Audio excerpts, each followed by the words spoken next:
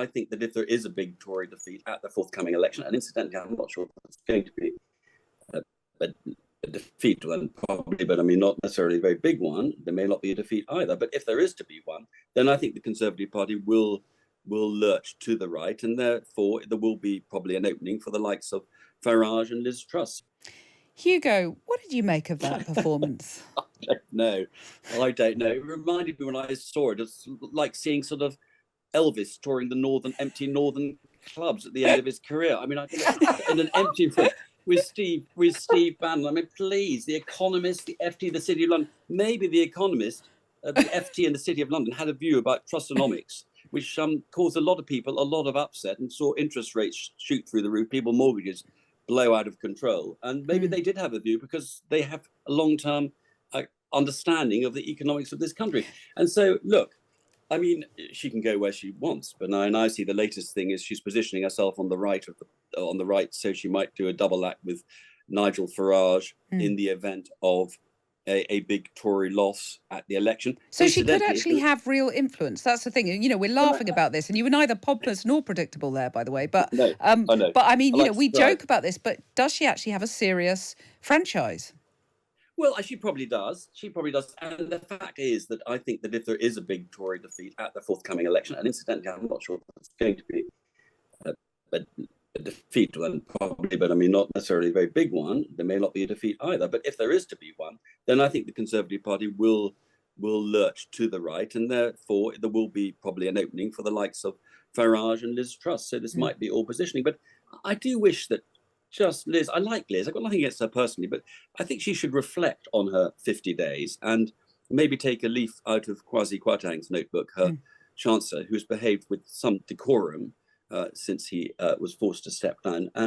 But to really tour empty halls in America with Steve Bannon, is that what we really want from former prime ministers, however little they've served in that office? I don't think so. Helena, I mean, it's all grist to your mill, isn't it? And to Labour's eventual victory, which Hugo sort of half assumed there, but maybe not such a big victory as you're anticipating.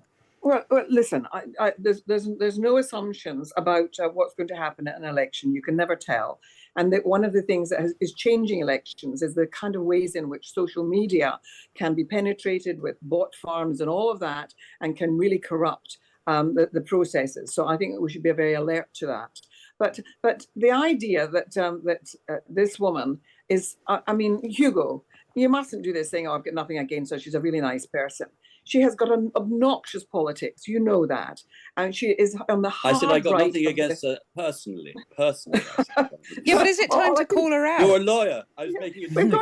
We've got to call her out. We've got to call out the fact that unlike decent one nation conservatives like yourself who were really mistreated by her end of the party. The party was captured for a period by the mad end of the Conservative Party. Political parties have those mad ends, unfortunately, and you're very rarely do they get to run things, and unfortunately, for a short moment in time, she did, and she blew it.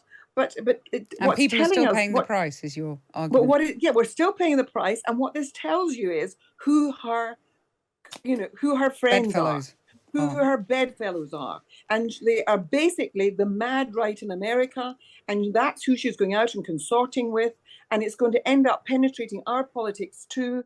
And I really hope that that people like yourselves can see off this end of your party, because it really is necessary for the sanity of our own democracy that we have to return to some sort of good sense and deal with this kind of lunacy. I mean, Hugo, she really was a disaster. Hugo, your response to that?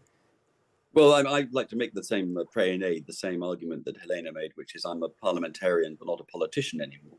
And I make that distinction. And also, just quickly to say, before I get a rude telephone call from central office, that I wasn't intending to predict a Labour win at the election. I'm just following what the polls are saying, if the polls are to be believed. But I mean, I think Helena's right. But I do make my point again. In the event of a Tory loss, there will be a rearrangement of the seats. and I think the party might swing to the right. In which case, the likes of Farage, Liz Truss, and others will be in a fairly interesting position. Let's put it like that. And there's one way of preventing that, of course, of there not being a Tory loss at the election. And just very briefly, Hugo, how do you think Rishi Sunak would have viewed that little performance, that little caper? I don't think it really would affect him one way or the other. Really? Isn't it more evidence of a sort of divided party that's sort of embarrassing the One Nation Tories like yourself? I think the party's slightly sort of moved on from Liz, if I might say so. And I think that, I don't think it contributes to a sense that the Tories have had a particularly distinguished time over the last few years.